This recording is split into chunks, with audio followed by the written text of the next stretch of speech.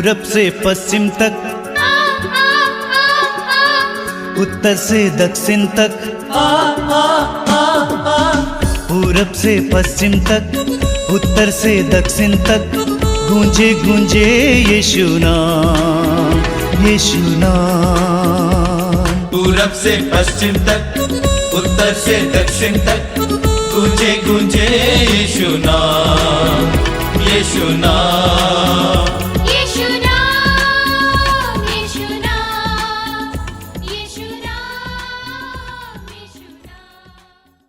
मेरे प्रिय भाई और बहनों, आप सभी का मैं इस मातृधाम सत्संग में हार्दिक स्वागत करता हूं। आप सभी जानते हैं कि ये मातृधाम सत्संग आपके लिए और हम सबके लिए कृपा का माध्यम है। मैं आपसे अनुरोध करूंगा कि पूरे हृदय से, पूरे मन से इस सत्संग में भाग लेंगे। कुछ समय प्रभु के लिए निकालिए। प्रभु ने अपने पवित्र वचन में कहा है, जिस नाप से तुम नापोगे उसी नाप से तुम्हारे लिए नापा जाएगा। इसीलिए प्रभु के लिए समय निकालेंगे, ये जानबूझकर निकालेंगे। कई लोग कहते हैं कि हमारे पास समय की कमी है, समय निकालिए। प्रभु आपके जीवन में बहुत सारी आशीषें देना चाहते हैं। अनुग्रह के सिंहासन के पास आइए, आइए बोलिए hallelujah, hallelujah, hallelujah, hallelujah, hallelujah, hallelujah. हम लोग इस सत्संग को शुरू करते हैं प्रभु की स्तुति के द्वारा, क्योंकि प्रभु की स्तुति में बहुत बड़ी शक्ति है। मैं जानता हूं कि आप में से कई लोग विभिन्न प्रकार की समस्याओं के कारण, पीड़ाओं के कारण बहुत ज़्यादा चिंतित हैं, दुखी हैं, उदास हैं, कभी कभी आंसू भी बहाते हैं। सुसमाचार में हम पढ़ते हैं, प्रभु यीशु ने उस विधवा से जिसका एकमात्र बेटा मर गया था, प्रभु ने कहा रोना नहीं। और मैं आपसे कहना चाहता हूं, रोना नहीं। अपने आंसुओं को प्रभु की स्तुति में परिवर्तित कीजिए। अपने आंसुओं को प्रभु की स्तुति में परिवर्तित कीजिए। आपके जीवन में जब आंसू बहाने का समय आता है, निराशा आती है, उदासी आती है, उस समय ज्यादा प्रभु की स्तुति की जरूरत होती है। बोलिए hallelujah, hallelujah, hallelujah, hallelujah, hallelujah, hallelujah. और जब आपके जीवन में उदासी का समय होता है, निराशा आती है, दुख आ जाता है, विपत्तियां आ जाती हैं, प्रभु की स्तुति करना शुरू कीजिए। प्रभु की स्तुति करना शुरू कीजिए। बहुत सारे भाई बहन मेरे पास आते हैं अपनी दुख दर्द लेकर। मैं उनसे कहता हूं, स्तुति करते हुए घर वापस जाओ। प्रभु की स्तुति करना सीखो। अपने आंसुओं को स्तुति में परिवर्तित करना सीखो। आपके जीवन में प्रभु की कृपाएं बरसेंगी, बड़े बड़े चमत्कार दिखाई देंगे। बोलिए hallelujah, hallelujah, hallelujah, hallelujah, hallelujah. Hallelujah. हे प्रेमी पिता, हे प्रेमी पिता, हम तुझे धन्यवाद देते हैं हम तुझे धन्यवाद देते हैं आज के सुंदर दिन के लिए, आज के सुंदर दिन के इस लिए, पवित्र समय के लिए, इस पवित्र समय के हे लिए। दयालु पिता, हे दयालु पिता, पवित्र आत्मा की उपस्थिति के लिए पवित्र आत्मा की उपस्थिति के लिए हम तुझे धन्यवाद देते हैं। हम तुझे धन्यवाद देते हैं। पवित्र आत्मा के द्वारा पवित्र आत्मा के द्वारा प्रज्ञा देने के लिए, प्रज्ञा देने के लिए, ज्ञान देने के लिए, ज्ञान देने के लिए, विश्वास का वरदान देने के लिए विश्वास का वरदान देने हम के तुझे लिए धन्यवाद देते हैं। हम तुझे धन्यवाद पवित्र देते हैं। आत्मा को भेजकर पवित्र आत्मा को भेजकर हमारे होंठों को शुद्ध कीजिए, हमारे होठों को शुद्ध कीजिए, जिससे हमारी होंठ जिससे हमारे होठ तेरी स्तुति कर सके। तेरी स्तुति कर hallelujah, hallelujah, hallelujah, hallelujah, hallelujah, hallelujah, hallelujah, hallelujah, hallelujah, hallelujah, hallelujah, hallelujah, hallelujah. Hallelujah. मेरी आत्मा मेरी आत्मा प्रभु का गुणगान करती है। प्रभु का गुणगान करती है। मेरा मन मेरा मन अपने मुक्तिदाता ईश्वर में अपने मुक्तिदाता ईश्वर में आनंद मनाता है। आनंद मनाता है। Hallelujah, hallelujah, hallelujah, hallelujah, hallelujah. Hallelujah. मेरी आत्मा मेरी आत्मा प्रभु का गुणगान करती है। प्रभु का गुणगान करती है। मेरी आत्मा मेरी आत्मा प्रभु का गुणगान करती है। प्रभु का गुणगान hallelujah, hallelujah, hallelujah, hallelujah, hallelujah, hallelujah, hallelujah, hallelujah. Hallelujah. धर्मियों, धर्मियों, प्रभु में आनंद मनाओ। प्रभु में आनंद मनाओ। धर्मियों, धर्मियों, प्रभु में आनंद मनाओ। प्रभु में आनंद मनाओ। स्तुतिगान करना, स्तुतिगान करना, स्तुतिगान करना स्तुतिगान करना भक्तों के लिए भक्तों के लिए उचित है। उचित है। हालेलुया। हालेलुया। वीणा बजाते हुए वीणा बजाते हुए प्रभु का धन्यवाद करो। प्रभु का धन्यवाद करो। सारंगी पर सारंगी पर उसका स्तुतिगान करो। उसका स्तुतिगान करो। उसके आदर में उसके आदर में नया गीत गाओ। नया गीत गाओ। मन लगाकर मन लगाकर वाद्य बजाओ। वाद्य बजाओ। Hallelujah, hallelujah. हालेलुया। हालेलुया। प्रभु का वचन सच्चा है। प्रभु का वचन सच्चा है। प्रभु का वचन सच्चा है। प्रभु का वचन सच्चा है। उसके समस्त कार्य उसके समस्त कार्य विश्वसनीय है। विश्वसनीय है। हालेलुया। हालेलुया। प्रभु को धार्मिकता प्रभु को धार्मिक और न्याय प्रिय है। और न्याय प्रिय है। पृथ्वी उसकी सत्य प्रतिज्ञता से पृथ्वी उसकी सत्य प्रतिज्ञता से परिपूर्ण है। परिपूर्ण है। Hallelujah, hallelujah. Hallelujah, hallelujah. Hallelujah. Hallelujah. उसके शब्द मात्र से उसके शब्द मात्र से आकाश बना है। आकाश बना है। उसके श्वास मात्र से उसके श्वास मात्र से समस्त तारागण समस्त तारा व समुद्र का जल वह समुद्र का जल बांध से घेरता बांध से घेरता और महासागर को और महासागर को भंडारों में एकत्र करता है। भंडारों में एकत्र करता है। हालेलुया। हालेलुया। समस्त पृथ्वी समस्त पृथ्वी प्रभु का आदर करे। प्रभु का आदर उसके करे। सभी निवासी उसके सभी निवासी उस पर श्रद्धा रखें। उस पर श्रद्धा रखें। Hallelujah, hallelujah. Hallelujah, hallelujah. Hallelujah. Hallelujah. प्रभु की स्तुति हो, प्रभु की स्तुति प्रभु की हो। आराधना हो, प्रभु की आराधना प्रभु की हो। महिमा हो, प्रभु की महिमा प्रभु की हो। प्रशंसा हो। प्रभु की प्रशंसा। Hallelujah, hallelujah. Hallelujah, hallelujah. Hallelujah, hallelujah, hallelujah, hallelujah, hallelujah, hallelujah, hallelujah, hallelujah, hallelujah. स्तुति आराधना, स्तुति आराधना, स्तुति आराधना, स्तुति आराधना, आराधना, स्तुति आराधना, स्तुति आराधना, स्तुति आराधना, स्तुति। Hallelujah, hallelujah, hallelujah, hallelujah, hallelujah, hallelujah. हम बड़े आनंद के साथ इस समय हमारे भाई और बहन के साथ प्रभु का स्तुति गान करेंगे। सभी से अनुरोध करूंगा, तालियां बजाते हुए अपना मुंह खोलकर इस गीत को गाएंगे, प्रभु की स्तुति करेंगे। आओ हम उसकी स्तुति करें, प्रभु यीशु की स्तुति करें। आओ हम उसकी स्तुति करें, प्रभु यीशु की स्तुति करें। ओ आओ हम उसकी स्तुति करें, प्रभु यीशु की स्तुति करें। आओ हम उसकी स्तुति करें, प्रभु यीशु की स्तुति करें। दिल मिलाकर करें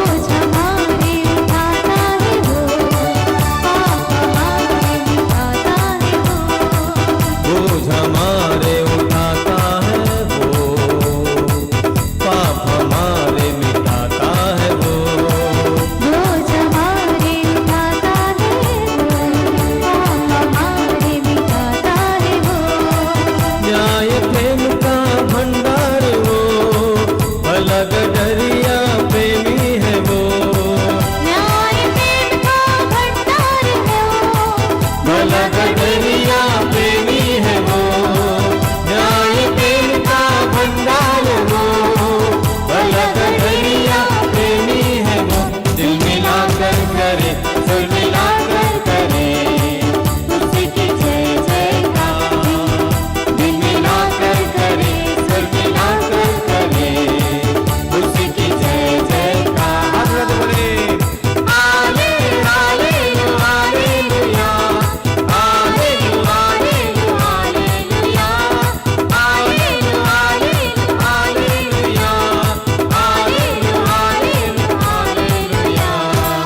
आओ हम उसकी स्तुति करें, प्रभु यीशु की स्तुति करें। आइए आओ हम उसकी स्तुति करें, प्रभु यीशु की स्तुति करें। ओ आओ हम उसकी स्तुति करें, प्रभु यीशु की स्तुति करें। आओ हम उसकी स्तुति करें, प्रभु यीशु की स्तुति करें। दिल मिलाकर करे, स्वर मिलाकर करे, उसकी जय जयकार। दिल मिलाकर करे, स्वर मिलाकर करे, उसकी जय जयकार। हाथ उठाते हुए आले आले हालेलुया, आले आले हालेलुया, आले आले हालेलुया, आले आले हालेलुया, आले आले हालेलुया, आले आले हालेलुया। और गाएंगे आले आले हालेलुया, आले आले हालेलुया। और स्तुति करेंगे आले आले हालेलुया, आले आले हालेलुया, आले आले हालेलुया, आले आले हालेलुया, आले आले हालेलुया, आले आले हालेलुया, आले आले हालेलुया, आले आले हालेलुया। और स्तुति करेंगे हालेलुया हालेलुया हालेलुया, यीशु की स्तुति, यीशु की स्तुति, hallelujah hallelujah hallelujah hallelujah hallelujah, Yeshu यीशु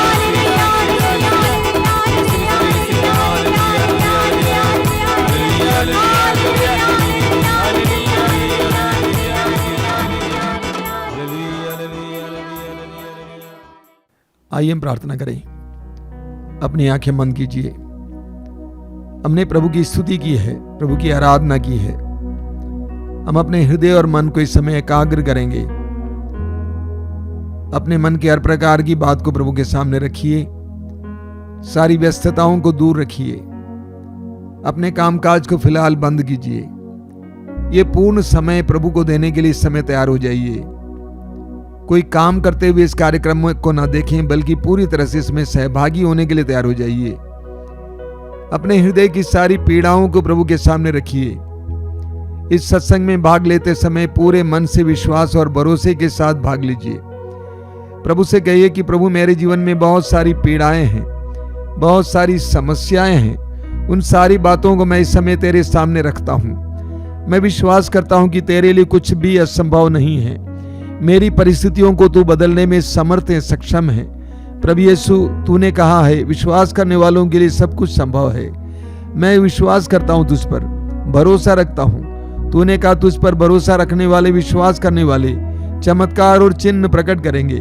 मैं विश्वास करता हूं प्रभु, इस समय अपने जीवन की और अपने परिवार की समस्याओं को तेरे सामने रखता हूं। पूर्ण विश्वास और भरोसे के साथ इस सत्संग में भाग लेता हूं। पवित्र आत्मा को भेजकर इस समय हमारे जीवन में अपने आप को प्रकट कीजिए।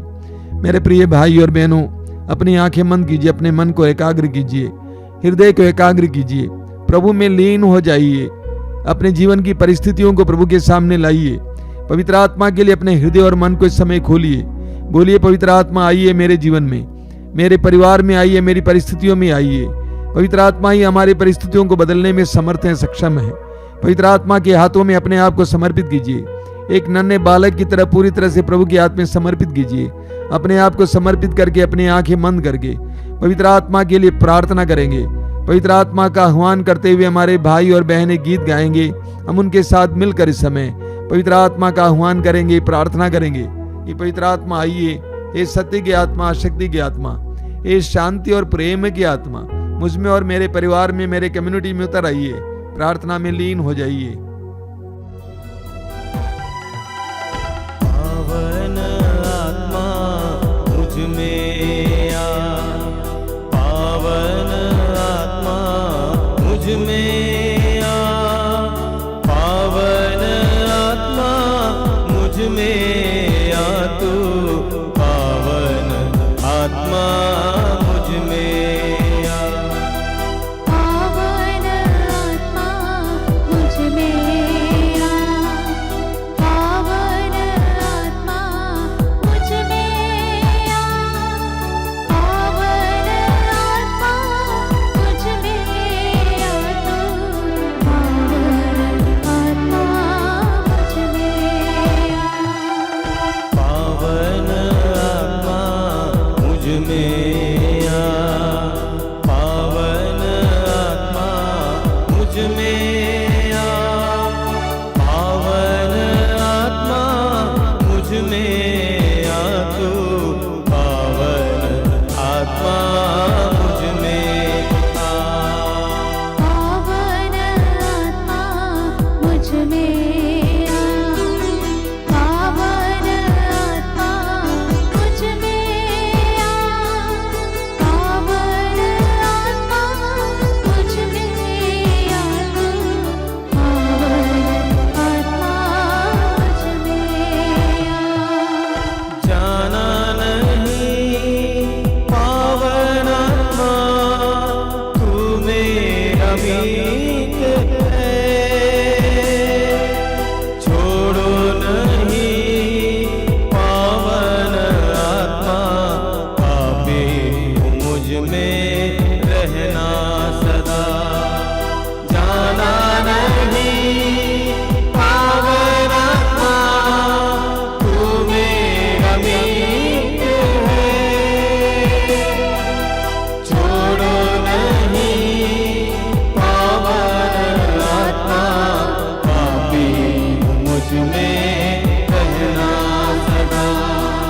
पावन आत्मा शक्ति दे दो, पावन आत्मा शक्ति दे दो, पावन आत्मा शक्ति दे दो, पावन आत्मा शक्ति दे दो।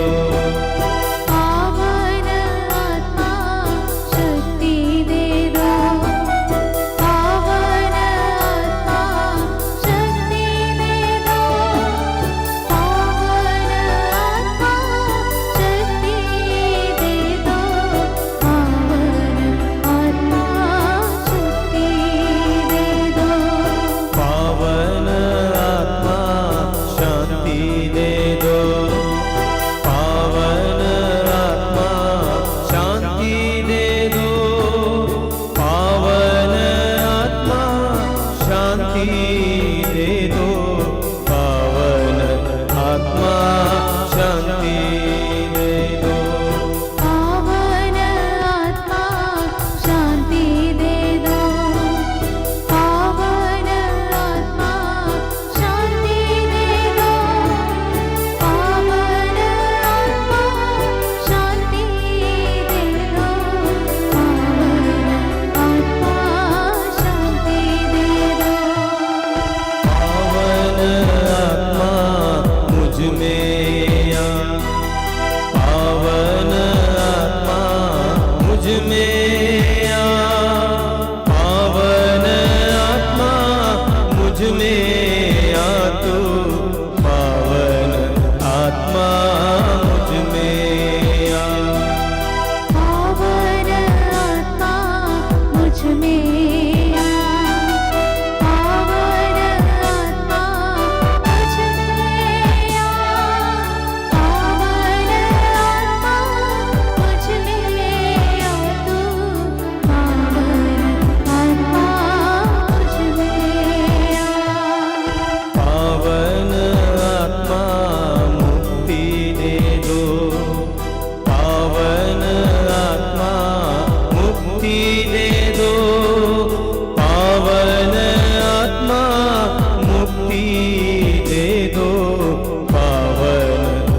आत्मा मुक्ति दे दो।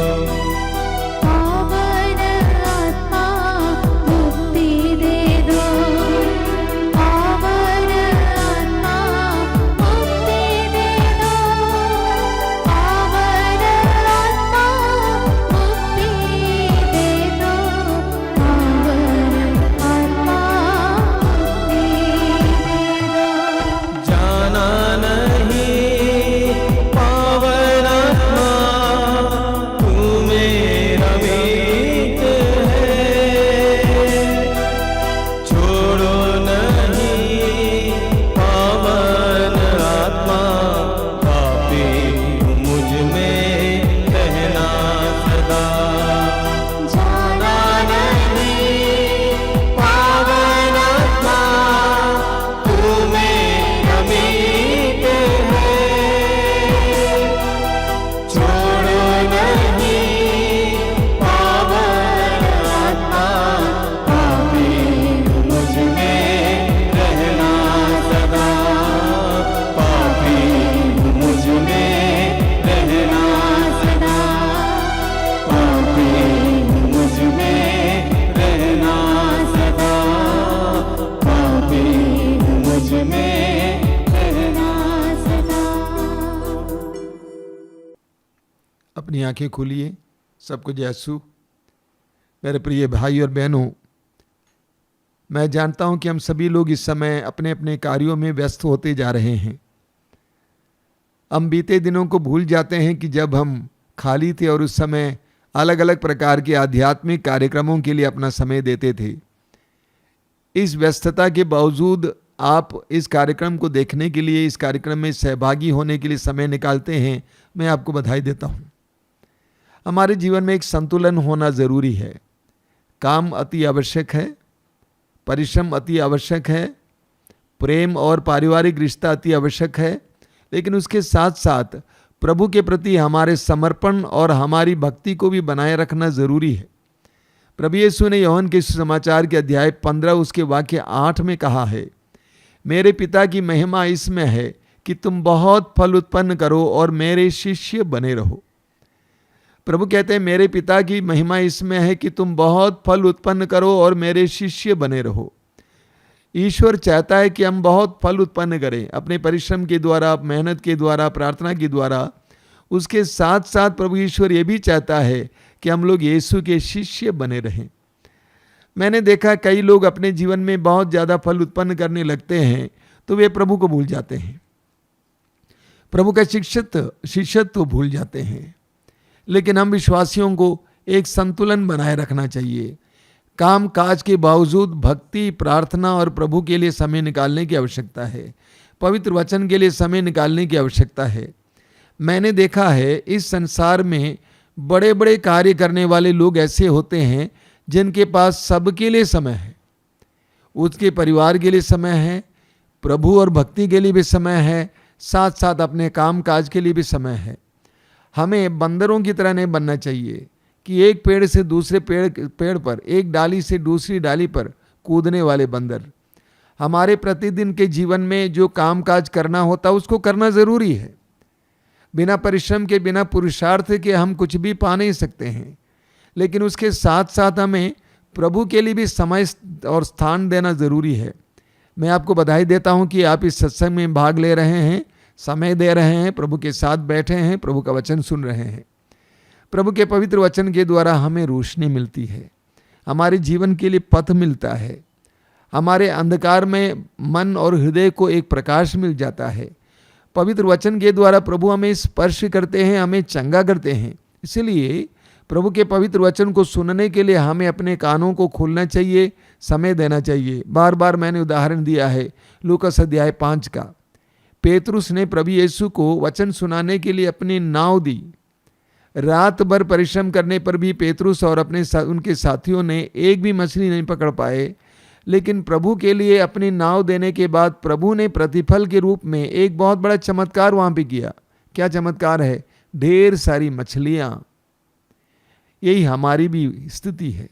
जब हम प्रभु के लिए समय निकालते हैं, प्रभु का वचन सुनने के लिए अपने कान देते हैं, तो प्रभु हमारे जीवन में भी ढेर सारे चमत्कार दिखाएंगे। मैं आपका स्वागत करता हूं आज के सत्संग में। प्रभु आपको आशीष दें, प्रभु आपको हर प्रकार के अनुग्रह से भर दें। मेरे प्रिय भाई और बहनों, संत पौलुस अपने पत्रों में विश्वासियों को, मसीहियों को संत कहते हैं। मसीहियों को और विश्वासियों को संबोधित करते हुए पौलुस कहते हैं संत, आप संत हैं। हर विश्वासी और हर मसीही संत बनने के लिए बुलाया गया है। एक दूसरे के लिए अनुकरणीय जीवन जीने के लिए बुलाया गया है। एक विश्वासी का जीवन, एक मसीही के जीवन अनुकरणीय होना चाहिए। एक दूसरे के लिए अच्छा उदाहरण बनने के लिए बुलाया गया है। हमें मकाबियों के दूसरे ग्रंथ के अध्याय 6 में एक 90 साल के बुजुर्ग के बारे में पढ़ने को मिलता है। उनका नाम था एलियाजर।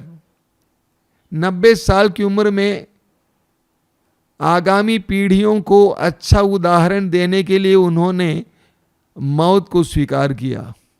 बहुत सुंदर कहानी है, मैं आपको पढ़ के सुनाऊंगा, पूरा पढ़ के सुनाऊंगा, कृपया ध्यान देकर सुनेंगे।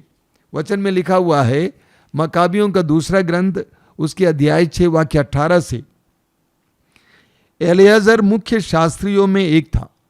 वह बहुत बूढ़ा हो चला था और उसकी आकृति भव्य तथा प्रभावशाली था। वह अपना मुंह खोलने और सुअर का मांस खाने के लिए बाध्य किया जा रहा था, किंतु उसने कलंकित जीवन की अपेक्षा गौरवपूर्ण मृत्यु को चुना। देखिए, ये उस समय की बात है जब यहूदी लोग यूनानी शासकों के अधीन थे। यूनानी शासकों ने यहूदियों पर घोर अत्याचार किया, उनको अपने धार्मिक नियमों को छोड़ने के लिए बाध्य किया, उनको ईश्वर के द्वारा दिए गए नियमों को छोड़ने के लिए बाध्य किया, और यहूदियों के लिए सुअर का मांस खाना मना था, अपराध था। लेकिन यूनानी शासकों ने उनको सुअर का मांस खाने के लिए बाध्य किया, और जो ऐसा मांस नहीं खाते थे उनको मार डाला गया। वचन में हम पढ़ते हैं, वह सुअर का मांस उगल कर स्वेच्छा से उस स्थान की ओर बढ़ा जहां कोड़े लगाए जाते थे। ऐसा उन लोगों को करना चाहिए जिन्हें जीवन का मोह छोड़कर वर्जित भोजन स्वीकार करने का साहस है। एलियाजर ने क्या किया, आगे लिखा हुआ है, उस अवैध भोजन का प्रबंध करने वाले एलियाजर के पुराने परिचित थे। उन्होंने उससे अलग ले जाकर उससे अनुरोध किया कि वह ऐसा मांस मंगवाकर खाए जो वर्जित ना हो और जिसे उसने स्वयं पकाया हो, और राजा के आदेश का अनुसार बलि का मांस खाने का स्वांग मात्र करे, अभिनय करे। इस प्रकार वह मृत्यु से बच सकेगा और पुरानी मित्रता के कारण उसके साथ अच्छा व्यवहार किया जाएगा। जब एलियाजर को बताया जा रहा था कि आपको सुअर का मांस खाना है, एलियाजर ने उसका तिरस्कार किया, तो उसके मित्र ने कहा कि आप अपनी इच्छा के अनुसार जो मांस खाना चाहें खाएं, लेकिन ये अभिनय करें कि मैं सुअर का मांस खा रहा हूं। इस प्रकार वो मृत्यु के से बच सकेगा और पुरानी मित्रता के कारण उसके साथ अच्छा व्यवहार किया जाएगा। किंतु उसने एक उत्तम निश्चय किया। क्या निश्चय किया? जो उसकी उम्र, उसकी वृद्धावस्था की मर्यादा, उसके सफ़ेद बालों, बचपन से उसके निर्दोष आचरण और विशेषकर ईश्वर द्वारा प्रदत्त पवित्र नियमों के अनुकूल था। उसने उत्तर दिया, मुझे तुरंत अधोलोक पहुंचा दो। मेरी अवस्था में इस प्रकार का स्वांग अनुचित है, इस प्रकार का अभिनय अनुचित है।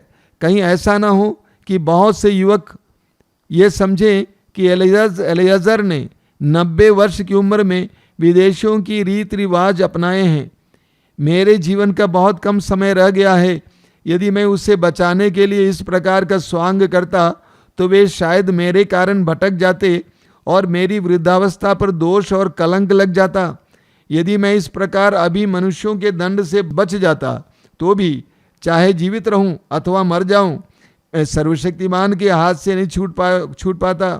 इसलिए यदि मैं अभी साहस के साथ अपना जीवन अर्पित करूंगा तो मैं अपनी वृद्धावस्था की प्रतिष्ठा बनाए रखूंगा और युवकों के लिए एक अच्छा उदाहरण प्रस्तुत करूंगा कि किस प्रकार पूज्य तथा पवित्र विधियों की रक्षा के लिए कोई स्वेच्छा से और आनंद के साथ मर सकता है।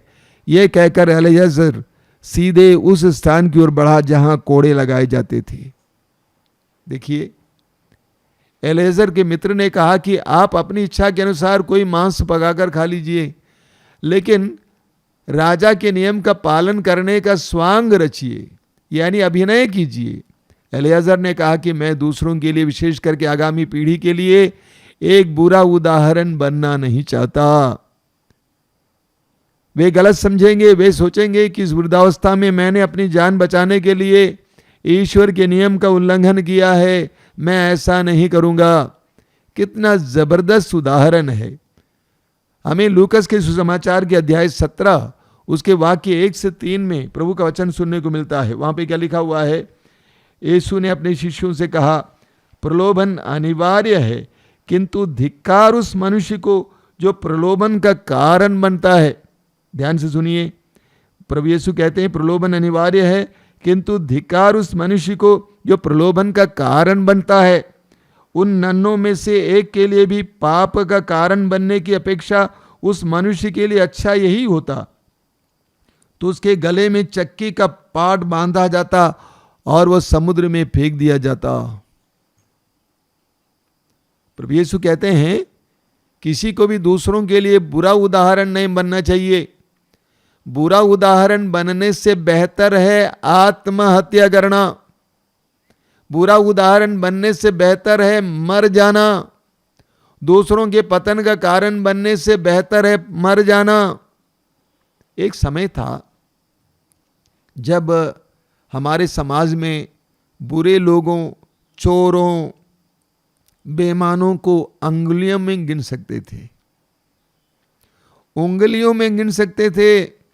लेकिन आज ऐसा जमाना आ गया जब अच्छे और ईमानदार और पवित्र लोगों को उंगलियों में गिनना पड़ता है। जमाना कितना बदल गया है।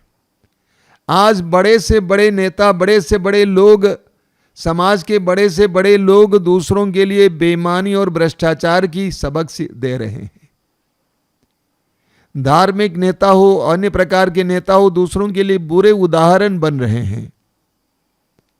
आए दिन बहुत ज्यादा बुराइयों के बारे में हमें सुनने को मिलता, बलात्कार के बारे में, लैंगिक कुकृतियों के बारे में सुनने को मिलता। क्या कारण है? नर नारियां एक दूसरे के लिए प्रलोभन का कारण बन रहे हैं। हमारे वेशभूषा को देखें, लोग कैसे वेशभूषा पहनते हैं, कैसे कैसे कपड़े पहनते हैं। कभी कभी मुझे लगता है कि उनको तो कपड़ों से दुश्मनी है। इस तरह कपड़े पहनते हैं कि वे अपने गुप्तांगों को किसी तरह से प्रदर्शित कर सके, प्रत्यक्ष रूप से या परोक्ष रूप से प्रदर्शित कर सके, और उसको देखने वाले उत्तेजित हो जाते हैं, वासना युक्त हो जाते हैं, वासना को तृप्त करने के लिए, बुराई करने के लिए, अपराध करने के लिए तैयार हो जाते हैं। हम एक दूसरे के लिए प्रलोभन का कारण बन रहे हैं। मैं अक्सर लोगों से बोला करता हूं, प्रभु यीशु ने पर विश्वास करने वाले हम लोग प्रभु में पवित्र बनाए गए हैं, और हमें अपने शरीर को दूसरों के लिए पतन और प्रलोभन का कारण नहीं बनने देना है। हम लोग पवित्र लोग हैं, हम लोग प्रभु पर विश्वास करने वाले हैं।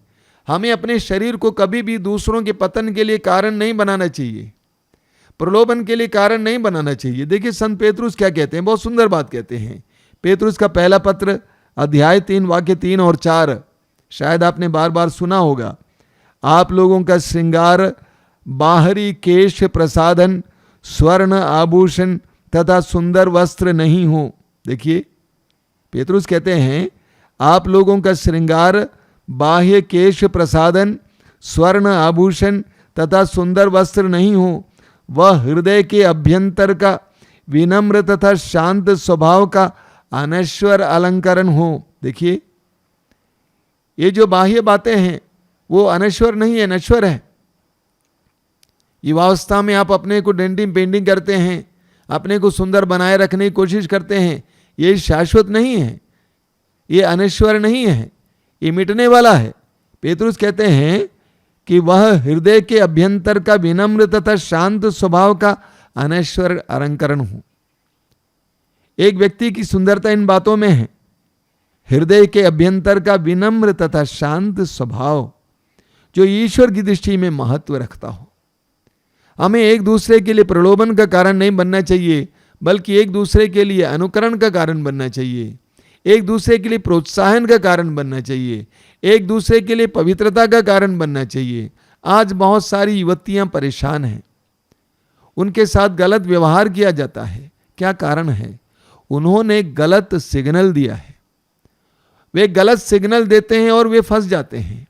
हमें दूसरों के लिए पतन के लिए कारण नहीं बनना चाहिए। एजेकिएल नबी के ग्रंथ में एक बहुत सुंदर पाठ आपको पढ़ने को मिलेगा। एजेकिएल नबी का ग्रंथ, उसके अध्याय 9 में हम पढ़ते हैं, एजेकिएल नबी ने एक सुंदर दृश्य देखा। उस दृश्य में ईश्वर विनाश के दंड देने वाले दूतों को आदेश देता है। क्या आदेश देता है? ईश्वर ने आदेश दिया, नगर के आर पार जाओ, सारे यरूशलेम में घूमकर उन लोगों का पता लगाओ जो वहां हो रहे विभत्स कार्य कर्मों के कारण रोते और विलाप करते हैं, और उनके मस्तक पर ताव अक्षर का चिन्ह अंकित करो। प्रभु ने दंड देने वाले दूतों, विनाश के दूतों को आदेश दिया कि वे पूरे यरूशलेम में घूमें और यरूशलेम शहर में जो जो बुराइयां हो रही हैं उन बुराइयों पर रोने वालों को देखें और उनके मस्तक पर ताव अक्षर लगाएं, और जो ऐसे अक्षर नहीं लगाए गए हैं उन लोगों को मार डालो। वचन में लिखा हुआ है, आगे लिखा हुआ है, तुम बूढ़ों, नवयुवकों और नवयुवतियों को, दुधमुए बच्चों और स्त्रियों को दया किए बिना मारो, किंतु जिन पर ताव अक्षर का चिन्ह अंकित है उन पर हाथ मत लगाओ। प्रभु ईश्वर ने उनसे कहा कि जाकर यरूशलेम में ढूंढ निकालो कितने लोग जो बुराइयां हो रही हैं उसके लिए रो रहे हैं, कलप रहे हैं। यानी उस जमाने में यरूशलेम में हो रही बुराइयों के लिए लोग रो नहीं रहे थे, कलप नहीं रहे थे। लोगों ने बुराइयों के साथ समझौता कर लिया है। ये आज की भी समस्या है। लोगों ने बुराइयों के साथ समझौता कर लिया है। बड़े से बड़े लोग, अच्छे से लोगों ने बुराइयों के साथ समझौता कर लिया है। मैं तो कहूंगा आज मनुष्य ने पाप बोध, भलाई और बुराई का बोध खो दिया है।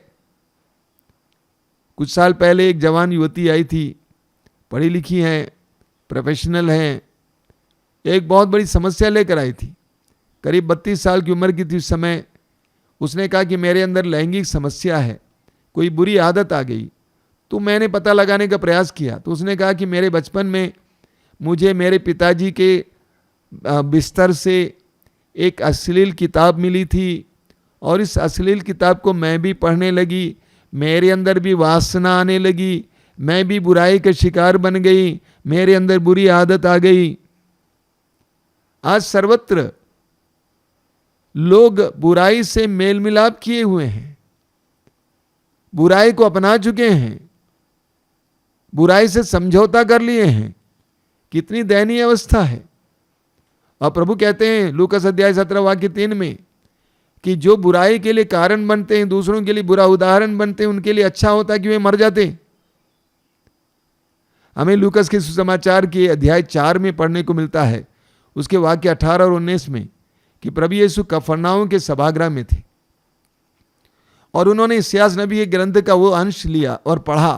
प्रभु का आत्मा मुझ पर छाया रहता है, उसने मेरा अभिषेक किया, उसने मुझे भेजा है जिससे मैं दरिद्रों को सुसमाचार सुनाऊं, बंदियों को आज़ादी और अंधों को दृष्टिदान का संदेश सुना दूं, दलितों को स्वतंत्र करूं और अनुग्रह का वर्ष घोषित करूं। इसको पढ़ने के बाद उन्होंने वो ग्रंथ सेवक के हाथ में दिया और वो बैठ गए। वाक्य 20 में लिखा हुआ है, सब लोगों की दृष्टि यीशु पर टिकी हुई थी। सब लोगों की दृष्टि यीशु पर टिकी हुई थी। मेरे प्रिय भाई और बहनों, ये जानिए, ये मानिए, लोगों की नजर हम पर लगी हुई है। लोगों की नजर हम पर लगी हुई है कि आप माँ बाप हैं। ये मत भूलिए, आपके बच्चों की नजरें आप पर लगी हुई हैं। मम्मी पापा क्या करते हैं, कहाँ जाते हैं, किनके साथ उठते बैठते हैं, क्या बात करते हैं, बच्चों की नजरें और बच्चों के कान आप पर लगे हुए हैं। और आप जो कुछ करते हैं उसका बहुत बड़ा असर आपके बच्चों पर पड़ता है।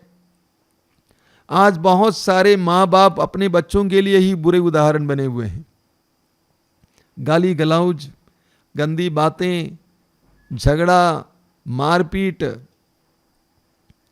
बच्चे सब देखते हैं। माँ बाप बच्चों के लिए बुरा उदाहरण बने हुए हैं।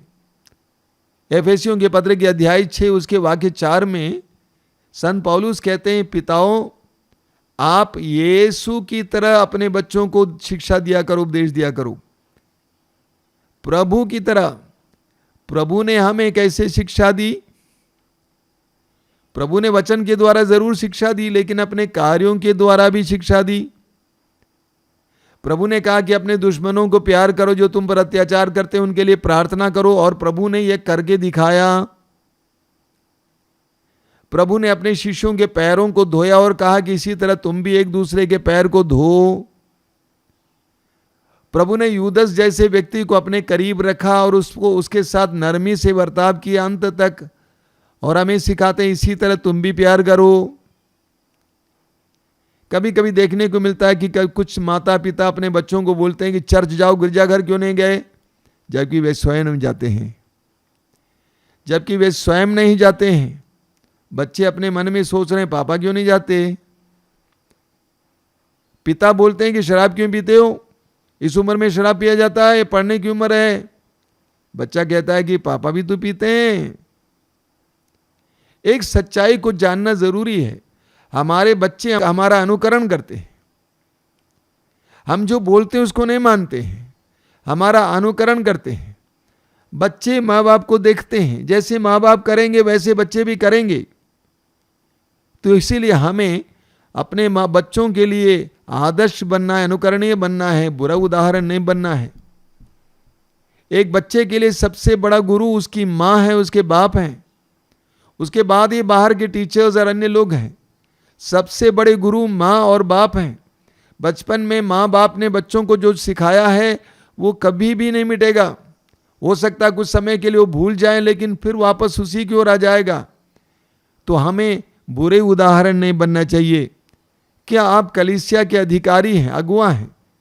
क्या आप पुरोहित हैं, धर्म बहन हैं? इस बात को नहीं भूलना चाहिए कि लोगों की नजरें आप पर लगी हुई हैं। आप कैसे जीते हैं, आप क्या बात करते हैं, आप किसके साथ घूमते फिरते हैं, आप क्या खाते पीते हैं, आपकी जीवन शैली क्या है, लोगों की नजरें हम पर लगी हुई हैं। हम पढ़ते हैं संत पौलुस तिमोथी के पत्र में, पहले पत्र में संत पौलुस तिमोथी को समझाते हैं। तिमोथी के पहले पत्र के अध्याय 4 उसके वाक्य 12 में कहते हैं, तुम्हारी कम उम्र के कारण कोई तुम्हारा तिरस्कार ना करे, तुम वचन, कर्म, प्रेम, विश्वास और शुद्धता में विश्वासियों के आदर्श बनो। तिमोथी कलीसिया के अगुआ थे। पौलुस कहते हैं तुम वचन, कर्म, प्रेम, विश्वास और शुद्धता में विश्वासियों के आदर्श बने हो। तुम वचन में, कर्म में, प्रेम में, विश्वास में और शुद्धता में विश्वासियों के आदर्श बनो। हो सकता है कि हम में से कई लोग आदर्श नहीं बन सकते हैं, लेकिन बुरे उदाहरण ना बने। बुरे उदाहरण ना बने। कुछ पुरोहित और धर्म बहन कहते हैं हम अपना व्यक्तिगत जीवन नहीं जी सकते हैं। मैं कहता हूं बिल्कुल नहीं। आप व्यक्तिगत जीवन नहीं जी सकते, आप पब्लिक हो गए हैं, आप सार्वजनिक हो गए हैं। जिस दिन आपका अभिषेक हुआ, जिस दिन आपने मन्नत लिया, उस समय आप सार्वजनिक हो गए हैं। इसीलिए दूसरे लोग आपकी ओर देखते हैं, दूसरे लोग आपकी ओर देखते हैं। क्या आप मसीही हैं, साधारण मसीही? इस बात को मत भूलिए कि लोगों की नजरें आप पे लगी हुई हैं। आपकी जीवन शैली क्या है, आपके परिवार की स्थिति क्या है, आपका आपसी रिश्ता कैसा है, पति पत्नी का रिश्ता, बच्चों और माँ बाप का रिश्ता कैसा है, सबकी नजरें आप पर लगी हुई हैं। पेतरुस के पहले पत्र के अध्याय 2 उसके 12 में पेतरुस एक बहुत सुंदर शिक्षा देते हैं। पेतरुस का पहला पत्र उसके अध्याय 2 वाक्य 12 में पेतरुस क्या कहते हैं? पेतरुस कहते हैं कि गैर मसीहों के बीच आप लोगों का आचरण निर्दोष हो। गैर मसीहों के बीच आप लोगों का आचरण निर्दोष हो। इस प्रकार जो अब आपको कुकर्मी कहकर आपकी निंदा करते हैं, वे आपके सत्कर्मों को देखकर ईश्वर के आगमन के दिन उसकी स्तुति करेंगे। शुरू शुरू में कई विश्वासियों को लोग गलत समझते हैं, लेकिन पेतरुस कहते हैं कि आपका जीवन आदर्शमय हो, आपका आचरण आदर्शमय हो, कि वे जो आपको कुकर्मी समझते थे धीरे धीरे आपको देखकर परिवर्तित हो जाएं और वे भी ईश्वर की स्तुति करने लगेंगे। उनके जीवन में भी ईश्वर की महिमा प्रकट होने लगेगी। फिलिपियों के पत्र के अध्याय 2 वाक्य 15 बहुत सुंदर पत्र है। फिलिपियों का पत्र अध्याय 2 वाक्य 15 में संत पौलुस हमें याद दिलाते हैं कि हमें किस तरह से इस संसार में रहना चाहिए। फिलिपियों का पत्र अध्याय 2 वाक्य 15, वहाँ पे पौलुस कहते हैं, जिससे आप निष्कपट और निर्दोष बने रहें और इस कुटिल एवं पथभ्रष्ट पीढ़ी में ईश्वर की सच्ची संतान बनकर आकाश के तारों की तरह चमके। देखिए कितनी सुंदर बात है। पौलुस कहते हैं आप निष्कपट और निर्दोष बने रहें। आपका हृदय मन आपका जीवन निष्कपट और निर्दोष हो, और इस कुटिल एवं पथभ्रष्ट पीढ़ी में, आज का जमाना कैसा आप जानते हैं, परिस्थिति कितने विकट हम जानते हैं, कितनी बुराई से भरा हुआ है हम जानते हैं, कितनी बेईमानी और भ्रष्टाचार से भरा हुआ हम जानते हैं। पौलुस कहते हैं इस कुटिल एवं पथभ्रष्ट पीढ़ी में ईश्वर की सच्ची संतान बनकर आकाश के तारों की तरह चमके। देखिए, आपने कमल का फूल देखा है, जानते हैं कमल की जड़ कहाँ है? कीचड़ में है। कमल की जड़ कीचड़ में है, लेकिन वह पानी के ऊपर उठकर एक सुंदर फूल की तरह चमकता है। पौलुस कहते हैं यह जमाना अंधकार में है, जमाना अंधकार में है, बुराई से लिप्त है, लेकिन इस जमाने में आप आकाश के तारों की तरह चमकेंगे। हर विश्वासी को प्रभु ने इसके लिए बुलाया है। आज बहुत सारे मसीही भाई बहन कलीसिया को छोड़ के चले जाते हैं क्योंकि कलीसिया के लोगों से उनको चोट लगी है। कलीसिया को छोड़ के जाते हैं क्योंकि कलीसिया के कई भाई बहन या पुरोहित या धर्म बहन से उनको चोट लगी है। आज कई विश्वासी जो नए नए विश्वासी हैं प्रभु में आ जाते हैं, कलीसिया में आ जाते हैं, छोड़ कर चले जाते हैं क्योंकि वे देखते हैं कि लोगों का जीवन और शिक्षा दोनों में मेल नहीं है। लोग सुंदर सुंदर शिक्षा देते हैं लेकिन उनका जीवन उसके अनुसार नहीं है। प्रभु यीशु के उस महान उदाहरण को देखकर बहुत सारे लोग कलीसियाओं में आ जाते हैं, लेकिन आने के बाद उनको दिखाई देता है यहां पे तो कोई यीशु दिखाई नहीं दे रहा है, यहां पर तो किसी का व्यवहार यीशु के व्यवहार की तरह नहीं है। उनको सिर्फ बुरा उदाहरण ही मिल जाता है। इसीलिए बहुत सारे मसीही कलीसिया छोड़ के जाते हैं, बहुत सारे विश्वासी कलीसियाओं को छोड़ के जाते हैं। संत पौलुस कुरिन्थियों के पत्र के अध्याय 8 उसके 9 और 10 में कहते हैं, पहला कुरिन्थी अध्याय 8 वाक्य 9 और 10, वहाँ पे पौलुस कहते हैं इसका ध्यान रखें कि आपकी स्वतंत्रता दुर्बल लोगों के लिए पाप का कारण ना बने। आप आज़ाद हैं, आप आज़ाद जीवन जी रहे हैं, लेकिन इस बात का ख्याल करना कि आपकी स्वतंत्रता दुर्बल लोगों के पाप का कारण ना बने। मान ले कि आपको ज्ञान प्राप्त हो और आप किसी देव मंदिर में भोजन करने जाएं, यदि ऐसा कोई व्यक्ति आपको ये करते देख ले जिसका अंतःकरण दुर्बल है, तो क्या उसे देवताओं को अर्पित मांस खाने के लिए प्रोत्साहन नहीं मिलेगा? संत पौलुस देवताओं के लिए अर्पित मांस खाने के विषय में बोल रहे हैं। वहाँ पे बता रहे हैं कि आपको दूसरों के लिए बुरा उदाहरण नहीं बनना चाहिए। आगे देखिए वाक्य 13 में लिखा हुआ है, इसलिए यदि मेरा भोजन मेरे भाई के लिए पाप का कारण बनता है तो मैं फिर कभी मांस नहीं खाऊंगा। कहीं ऐसा ना हो कि मैं अपने भाई के लिए पाप का कारण बन जाऊं। ये भोजन के मामले में बता रहे हैं, हर मामले में यही बात है। मेरी जीवन शैली, मेरा खान पान, मेरी बातचीत, मेरा जो वेशभूषा अगर दूसरों के लिए पाप का कारण बने, पतन का कारण बने, बुरा उदाहरण बने। पौलुस कहते हैं कि उसको छोड़ना आवश्यक है। ठीक इसके उल्टे पौलुस कहते हैं कुरिन्थियों के दूसरे पत्र के अध्याय 2 वाक्य 15 में, कुरिन्थियों के दूसरे पत्र उसके अध्याय 2 वाक्य 15 में संत पौलुस क्या कहते हैं? पौलुस स्पष्ट शब्दों में कहते हैं कि हम लोग मसीह की सुगंध हैं। देखिए क्या लिखा हुआ है, क्योंकि लोग चाहे मुक्ति प्राप्त करें या विनष्ट हो जाएं, हम उनके बीच ईश्वर के लिए मसीह की सुगंध हैं। हम गैर विश्वासियों के बीच मसीह की सुगंध हैं। हर विश्वासी को, हर मसीही को गैर विश्वासियों के बीच में मसीह की सुगंध बननी चाहिए। आज कितने ही विश्वासी और मसीही लोगों के बीच में दुर्गंध बने हुए हैं। हमारा काम है मसीह की सुगंध को फैलाना, न केवल हमारी बोली के द्वारा बल्कि हमारे कर्मों के द्वारा, हमारे जीवन के द्वारा मसीह की सुगंध को फैलाना हर विश्वासी का परम कर्तव्य है। एफेसियों के पत्र के अध्याय 5 वाक्य 8, वहाँ पे संत पौलुस हमें समझाते हैं कि हम लोग अंधकार में नहीं हैं, अभी प्रकाश में हैं। अध्याय 5 वाक्य 8 में लिखा है, आप लोग पहले अंधकार थे, अब प्रभु के शिष्य होने के नाते ज्योति बन गए हैं, इसलिए ज्योति की संतान की तरह आचरण करें। देखिए कितने सुंदर वचन है।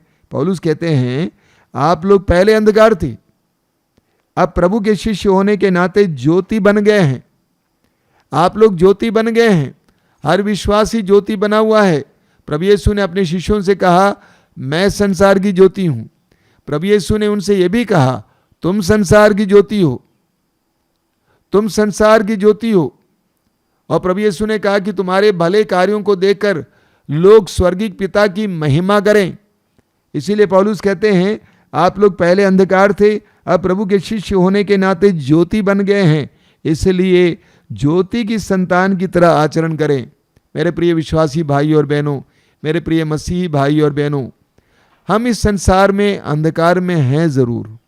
संसार में बहुत अंधकार है, हमें उससे मेल नहीं खाना चाहिए, हमें उससे मिल नहीं जाना चाहिए, बल्कि हम ज्योति बनने के लिए बनाए गए हैं। हमें दूसरों के लिए अनुकरणीय आदर्श प्रस्तुत करने की आवश्यकता है। हमें दूसरों के पतन के लिए कारण नहीं बनना चाहिए। हमारी जीवन शैली, हमारा वेशभूषा, हमारी बातचीत, हमारे कार्य, हमारा खान पान दूसरों के लिए पतन का कारण ना बने, प्रलोभन का कारण ना बने, बल्कि हम दूसरों के सामने एक चमकते तारे की तरह, सुगंध की तरह, और जैसा कि पौलुस कहते हैं हम दूसरों के लिए अनुकरण के योग्य बने, ज्योति बन जाएं। हम इसके लिए प्रार्थना करेंगे। मेरे प्रिय भाई और बहनों, मैं जानता हूं कि आज का ये प्रवचन आपके जीवन को ललकारने वाला है। मसीह धर्म कोई धर्म नहीं है, वो एक जीवन शैली है। मसीह जीवन एक जीवन शैली है। इसीलिए प्रारंभिक कलीसिया में लोग इसको नया पंथ कहते थे। एक नई जीवन शैली, एक नया जीवन दर्शन जो संसार से अलग है। प्रभु यीशु ने स्वयं कहा है यूहन्ना के सुसमाचार के अध्याय 15 वाक्य 18 और 19 में कि मैंने तुमको संसार से अलग किया है। हम संसार में हैं लेकिन संसार के नहीं हैं। हम संसार में जरूर हैं लेकिन संसार के नहीं हैं। यूहन्ना का सुसमाचार अध्याय 17 में हम पढ़ते हैं, प्रभु यीशु स्वयं कहते हैं, प्रार्थना करते हैं पिता से, वे संसार में हैं लेकिन बुराई से बचाइए, वे संसार के ना बने। मेरे प्रिय भाई और बहनों, हम प्रभु से प्रार्थना करें कि प्रभु हमें अनुकरणीय जीवन जीने के लिए, संतों का जीवन जीने के लिए कृपा दें। हम अपने बच्चों के लिए, अपने समाज के लिए, अपने समुदाय के लिए, अपनी कलीसिया के लिए बुरे उदाहरण ना बने, बल्कि दूसरों के लिए प्रोत्साहन का कारण बने, दूसरों के उत्थान के लिए कारण बने। आइए हम प्रार्थना करें। अपनी आंखें बंद कीजिए। प्रभु यीशु, धन्यवाद देते हैं इन पवित्र क्षणों के लिए, तेरे पवित्र वचनों के लिए धन्यवाद देते हैं जिसके द्वारा तूने हमें इस बात को आकृष्ट किया है कि हमें संसार में दूसरों के लिए पतन और प्रलोभन का कारण नहीं बनना चाहिए, बल्कि दूसरों के उत्थान और दूसरों के लिए प्रोत्साहन के लिए कारण बनना चाहिए। प्रभु, हमें ऐसी कृपा दीजिए, हमारे अंतःकरण को खोलिए, हमारी वास्तविकताओं को जानने के लिए कृपा दीजिए। हमारे ही परिवार से लेकर हम दूसरों के लिए अनुग्रह का कारण बने, अनुकरण का कारण बने, दूसरों के उत्थान का कारण बने, ना कि हम उनका पतन का कारण बने। हमें कृपा प्रदान कर। धन्यवाद यीशु, धन्यवाद।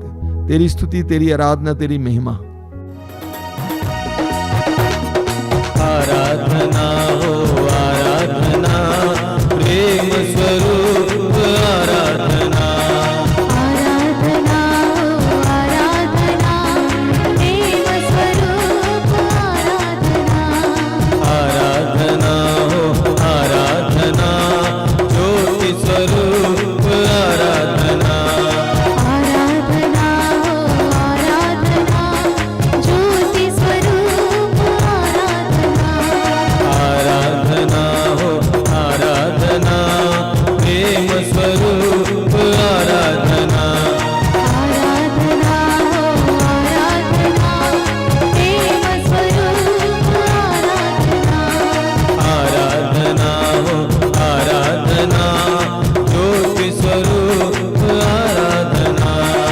आराधना हो आराधना, ज्योति स्वरूप आराधना। आराधना आराधना, रोटी रूप आराधना। आराधना आराधना, रोटी रूप आराधना।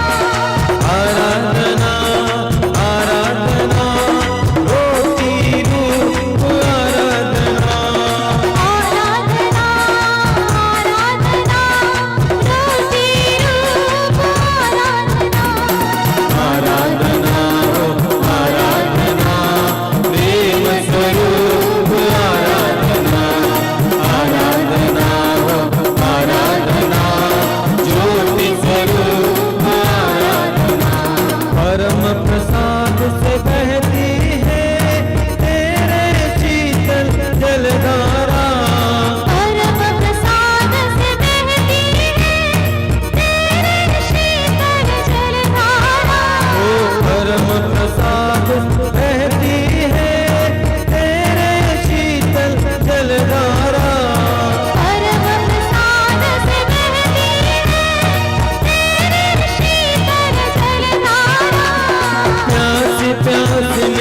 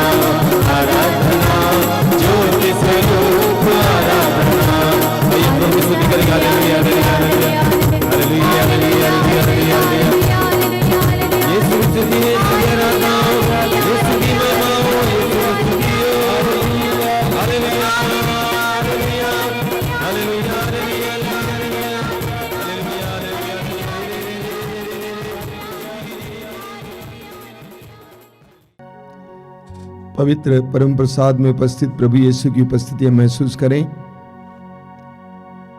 उस महान प्रभु के सामने अपने आप को पूरी तरह से समर्पित करें। आंखें बंद कीजिए। आप जहां कहीं भी बैठे इस समय प्रभु की उपस्थिति अनुभव करना। आपका ईश्वर, आपका प्रभु, आपको मां के गर्भ में बुनने वाला, आपको मां की गोद से लेकर आज तक संभालने वाला उस महान प्रभु की उपस्थिति अनुभव करना। अपने हृदय को प्रभु की उपस्थिति के लिए खोलना। इस समय बोलना, प्रभु मेरे जीवन में आइए, मेरे जीवन में आइए यीशु, मेरे परिवार में आइए, मेरे हृदय में आइए, मेरे बंधनों को खोलने के लिए, मुझे स्वतंत्र करने के लिए, हर प्रकार के बंधन से मुझे आजाद करने के लिए मेरे जीवन में आइए यीशु, आइए मेरे परिवार में आइए यीशु, हर प्रकार की अशांति को दूर करने के लिए, हर तरह के विभाजन को दूर करने के लिए, मेल मिलाप की कमी को दूर करने के लिए, हमारी तंगी और बेरोजगारी को दूर करने के लिए आइए यीशु, आइए। यीशु का स्वागत करना। याद कीजिए प्रभु ने क्या कहा है प्रकाशना ग्रंथ अध्याय 3 उसके वाक्य 20 में, मैं द्वार पर खड़ा होकर खटखटा रहा हूं, यदि कोई मेरी वाणी सुनकर मेरे लिए द्वार खोल देगा, मैं आकर उसके साथ भोजन करूंगा और वह मेरे साथ। ये प्रभु की प्रतिज्ञा है। आप अपने हृदय के द्वार को, अपने जीवन के द्वार को, अपने परिवार और घर के द्वार को प्रभु के लिए खोलेंगे। प्रभु आपके जीवन में आएंगे और आपके साथ भोजन करेंगे। वह आपके साथ पूर्ण विश्वास करने समय He loves you, my brother, my sister। वो आपको प्यार करते हैं, आपका ख्याल करते हैं, आपको आजाद करना चाहते हैं हर प्रकार के बंधन से, हर तरह की बुराई के फंदे से वो आपको छुड़ाना चाहते हैं। आंखें बंद करना, इस समय अपना हृदय खोलना, प्रभु की आराधना करना। अपने हृदय से प्रभु से कहिए, प्रभु मैं आपकी आराधना करता हूं, मैं तेरी आराधना करता हूं। स्वर्गदूतों और संतों के साथ मिलकर मैं तेरी आराधना करता हूं। हजारों असंख्य स्वर्गदूतों के साथ मिलकर मैं तेरी आराधना करता हूं। स्वर्ग के सभी नागरिकों के साथ मिलकर मैं तेरी आराधना करता हूं। मेरी आत्मा तेरा गुणगान करती है, मेरा मन तुझ में आनंद मनाता है।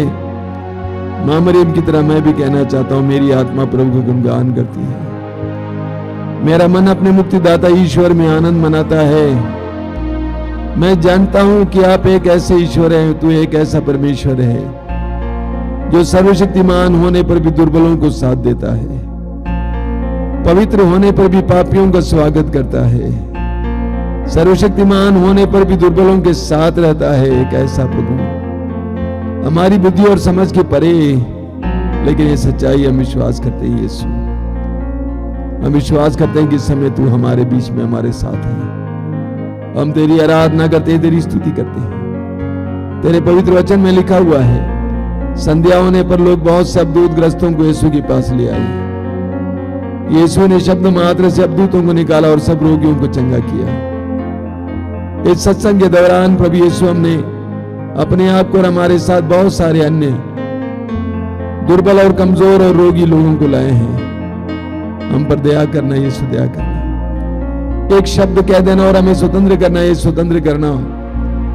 आइए प्रभु की स्तुति और आराधना करेंगे। बोलिए hallelujah, hallelujah, hallelujah, hallelujah, hallelujah, hallelujah. Yeshu मेरी शक्ति है, यीशु मेरी शक्ति है, यीशु मेरा बल है, यीशु मेरा बल है। Hallelujah, hallelujah, hallelujah, hallelujah. हे प्रभु मेरे बल, हे प्रभु मेरे बल, मैं तुझे प्यार करता हूँ। मैं तुझे प्यार करता हूँ। हे प्रभु मेरे बल, हे प्रभु मेरे बल, मैं तुझे प्यार करता हूँ। मैं तुझे प्यार करता हूँ। प्रभु मेरी चट्टान है, प्रभु मेरी चट्टान है, मेरा गढ़ और मेरा भरोसा, मेरा गढ़ और मेरा भरोसा, मेरा गढ़ और मेरा उद्धारक, मेरा गढ़ और मेरा उद्धार, ईश्वरी मेरी चट्टान है। ईश्वरी मेरी चट्टान है। जहाँ मुझे शरण मिलती है जहाँ मुझे शरण मिलती है, वही मेरी ढाल है, वही मेरी ढाल है। मेरा शक्तिशाली मेरा शक्तिशाली उद्धार करता उद्धार करता और आश्रयदाता और आश्रयदाता प्रभु धन्य है। प्रभु धन्य है। मैंने उसकी दुहाई दी मैंने उसकी दुहाई दी और मैं अपने शत्रुओं पर विजयी हुआ। मैं अपने शत्रुओं पर विजयी हुआ। मैं मृत्यु के पास में पड़ गया था, मैं मृत्यु के पास में पड़ गया था। विनाश की प्रचंड धारा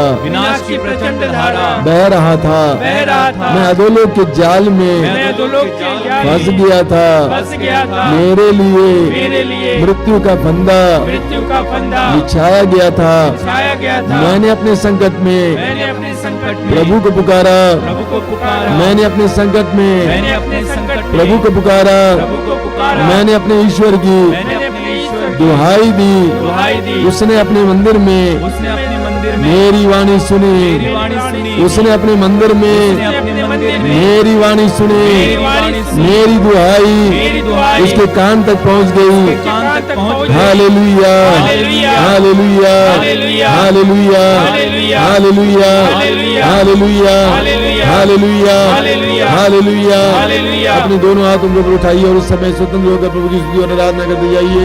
हालेलुया, हालेलुया, हालेलुया। मुंह खोलिए, मुंह खोलिए, मुंह खोलिए। Hallelujah, hallelujah, hallelujah, hallelujah, hallelujah, hallelujah, hallelujah. धन्यवाद, धन्यवाद, धन्यवाद, धन्यवाद, धन्यवाद, हालेलुया।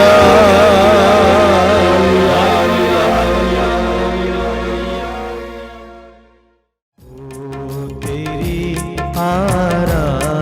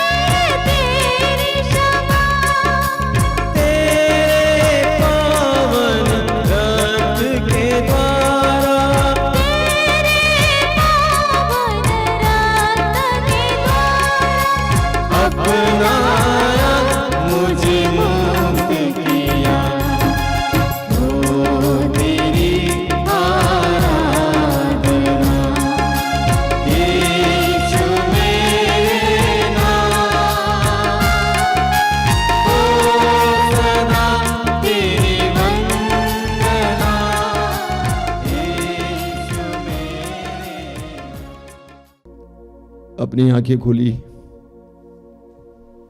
मेरे प्रिय भाई और बहनों, मार्कुस के समाचार के अध्याय 5 उसके वाक्य 36 में हम पढ़ते हैं, प्रभु यीशु ने जायरूस से कहा, डरिए नहीं, बस विश्वास कीजिए। जायरूस को खबर मिल गई कि उनकी बेटी छोटी सी बालिका मर चुकी थी। प्रभु ने उससे कहा, डरिए नहीं, बस विश्वास कीजिए। डर अविश्वास का चिन्ह है।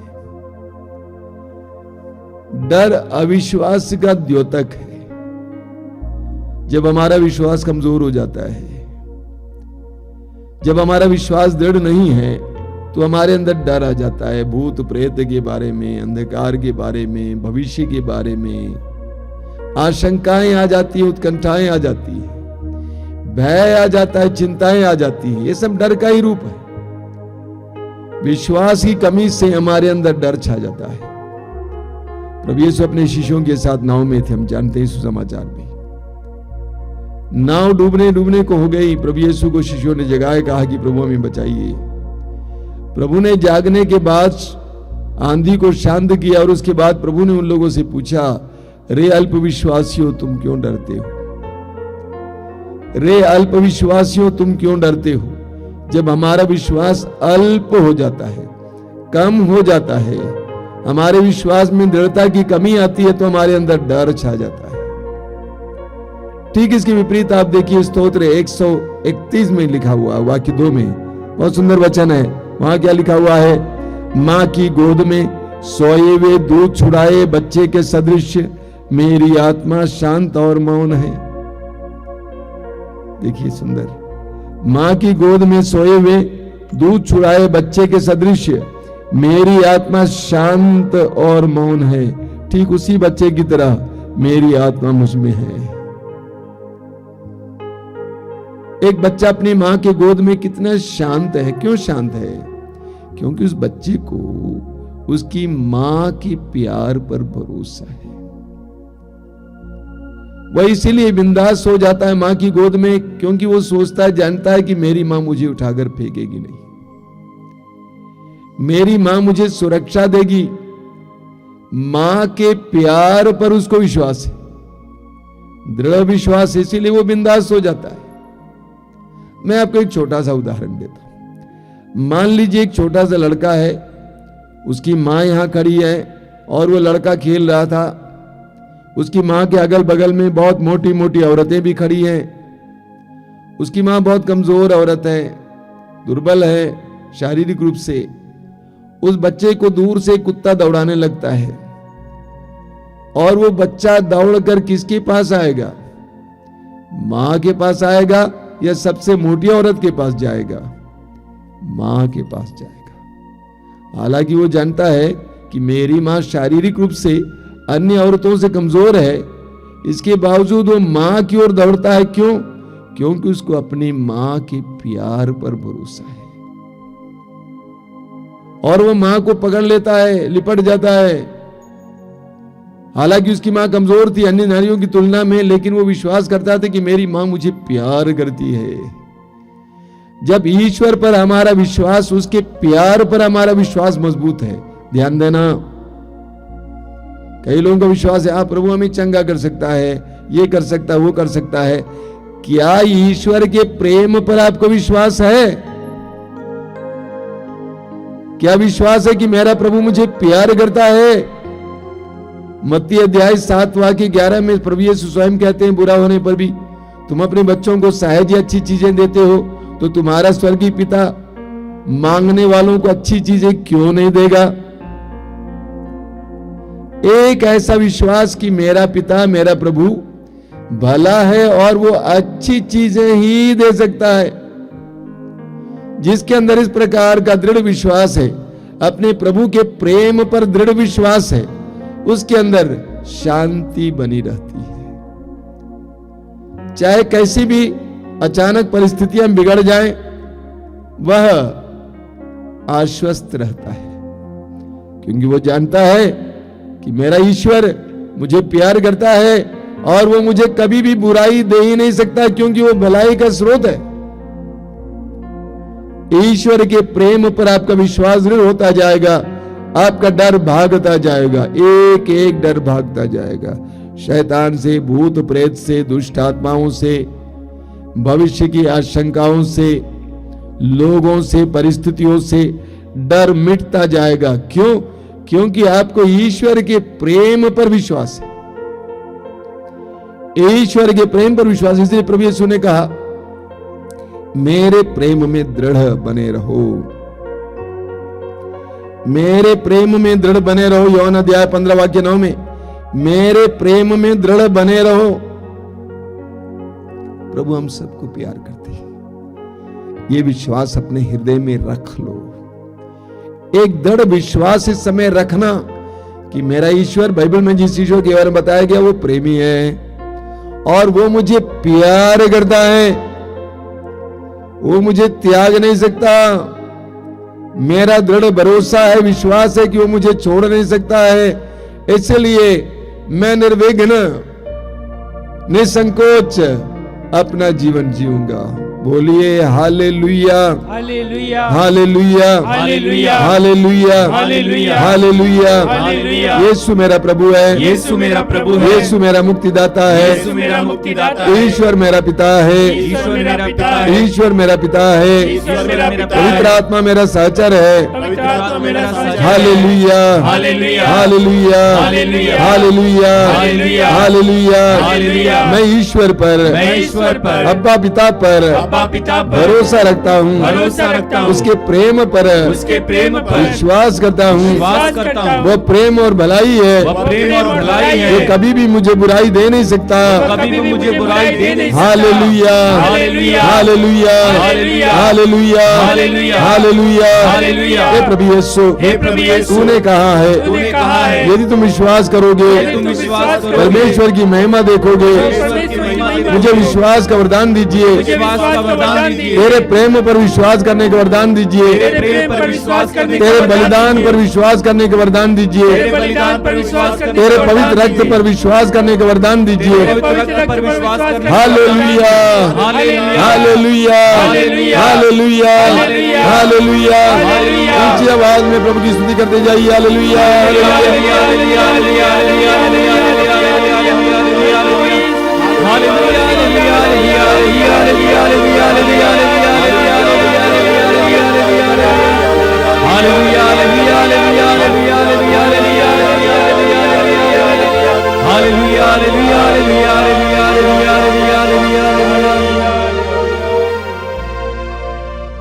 हमारे बीच में जो लोग रोगी हैं उनके लिए समय प्रार्थना हो रही है।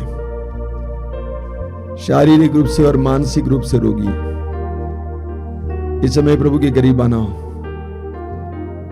यीशु के वचनों पर विश्वास करना। प्रभु ने कहा निरोगों को, निरोगियों को वैद्य की जरूरत होती है। क्या मतलब इसका? यानी प्रभु यीशु की जरूरत उनको है जो रोगी हैं, यानी प्रभु यीशु रोगियों के लिए आए हैं। सुसमाचारों में हम पढ़ते हैं कि प्रभु यीशु रोगियों को ढूंढते थे। सुसमाचारों में हम पढ़ते हैं कि प्रभु यीशु ने शिष्यों से कहा रोगियों को चंगा करो। रोगियों को चंगा करने के लिए, अबदूत ग्रस्तों को छुटकारा देने के लिए प्रभु यीशु अपने शिष्यों को भेजते हैं, शक्ति देकर भेजते हैं। वही प्रभु यीशु इस समय आपके और हमारे बीच में कार्य कर रहे हैं। अपने रोग को यीशु के हाथ में सौंप देना इस समय, यह पवित्र समय है, शक्ति का समय है, सामर्थ्य का समय है, प्रभु के सामर्थ्य के कार्यों का समय है। अपने जीवन के सारे रोगों को यीशु के हाथ में समय समर्पित करना, अपने शरीर के एक एक रोग को प्रभु के हाथ में समर्पित करना। एक एक रोग, सिर संबंधी रोग, फेफड़े संबंधी रोग, हृदय संबंधी रोग, पेट संबंधी रोग, अंदरूनी रोग, हाथ पैर संबंधी रोग, एक एक रोग के समय यीशु के हाथ में समर्पित करना। बाइबल कहती है हमारा प्रभु हमें स्वस्थ करने वाला प्रभु है, हमारा प्रभु हमें स्वस्थ करने वाला प्रभु है, हमारे बंधनों को खोलने वाला प्रभु, बुराई और बुरी आदतों के बंधनों को खोलने वाला प्रभु। उस प्रभु के अधिकार में अपने आप को समर्पित करना। जो नशा खाते पीते हैं, नशे की शिकार इस समय प्रभु के हाथ में समर्पित करना। प्रभु यीशु को आपको स्वतंत्र करने दीजिए। यह चमत्कार और चिन्ह का समय है, यह सामर्थ्य का समय है। प्रभु अपने सामर्थ्य आपके ऊपर उंडेलने जा रहे हैं। आप अपने हृदय और मन को समय तैयार करना, विश्वास को जगाना, विश्वास को जताना, विश्वास को प्रकट करना और मुंह खोल कर प्रभु की स्तुति करते जाना। प्रभु यीशु के हाथ में अपने आप को समर्पित कीजिए, अपने रोगों को समर्पित कीजिए। यीशु के परम पावन नाम पर हर प्रकार के रोग से छुटकारा मिले, उनके पवित्र रक्त का सामर्थ्य प्रकट हो जाए। यीशु के पवित्र रक्त का सामर्थ्य प्रकट हो जाए, यीशु के पवित्र क्रूस का सामर्थ्य प्रकट हो जाए। यीशु का पवित्र आत्मा आपके अंदर प्रवेश करे, इस समय आपके शरीर में कार्य करे। Hallelujah, hallelujah, hallelujah, hallelujah. ऊंची आवाज में स्तुति करते जाएंगे। Hallelujah, hallelujah, hallelujah, hallelujah, hallelujah, hallelujah. धन्यवाद, धन्यवाद, धन्यवाद, धन्यवाद, धन्यवाद। माइटी, माइटी, माइटी हीलिंग यीशु के नाम पर, यीशु के नाम पर, शक्तिशाली यीशु के नाम पर। Mighty healing, mighty healing, mighty healing, mighty healing. Hallelujah, hallelujah. आजादी, आजादी, आजादी, छुटकारा, छुटकारा, छुटकारा, छुटकारा। Hallelujah, hallelujah, hallelujah. धन्यवाद, धन्यवाद, धन्यवाद, धन्यवाद। अभी तुरंत परम प्रसाद की आशीष है, उससे पहले मैं कुछ सूचनाएं देना चाहता हूं। सबसे पहली सूचना यह है कि आपको मालूम है कि मातृधाम रेडियो है जो 24 घंटा आपको विभिन्न प्रकार के आध्यात्मिक कार्यक्रम देंगे, गीत, प्रवचन, साक्ष्य, प्रार्थनाएं।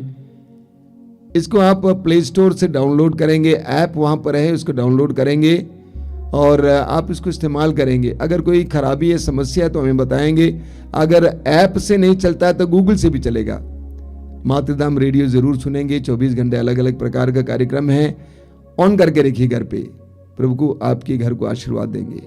सुबह 5 बजे रोज की रोटी और दोपहर को 3 बजे करुणामाला। हर मंगलवार को शाम को 5 बजे युवा तरंग और हर शुक्रवार को पवित्र रक्ताभिषेक प्रार्थना और हर रविवार को सुबह 5 बजे मिसा बलिदान और ये 12 बजे मातृधाम सत्संग। भाग लीजिएगा, प्रभु की कृपा प्राप्त कीजिए। आइए हम लोग प्रभु की आशीष पाएंगे। जो लोग तेल और पानी लाए हैं समय अपने हाथ में उठा के पकड़ेंगे। प्रभु से प्रार्थना कीजिए, प्रभु इस तेल को और इस जल को शुद्ध कीजिए, पवित्र कीजिए, इसमें अपनी शक्ति उंडेल दीजिए। आइए हम प्रभु की आशीष ग्रहण करेंगे। बोलिए हालेलुया, हालेलुया, हालेलुया, हालेलुया। प्रभु की स्तुति हो, प्रभु की स्तुति हो, प्रभु की आराधना हो। प्रभु की आराधना हे हो। प्रभु यीशु, हे प्रभु यीशु, इस जल को, इस जल को, इस तेल को आशीर्वाद दीजिए, आशीर्वाद दीजिए। तेरी कृपाओं से भर दीजिए, तेरी कृपाओं से भर दीजिए। इसे शुद्ध और पवित्र कीजिए। इसे शुद्ध और पवित्र कीजिए। जो भी इसे ग्रहण करें, जो भी इसे ग्रहण करे, जो भी इसे धारण करें, जो भी इसे धारण उन्हें करे, चंगाई मिले, उन्हें चंगाई मिले, अद्भुतों से छुटकारा मिले। अद्भुतों से छुटकारा मिले। Hallelujah, hallelujah, hallelujah, hallelujah, hallelujah. Hallelujah.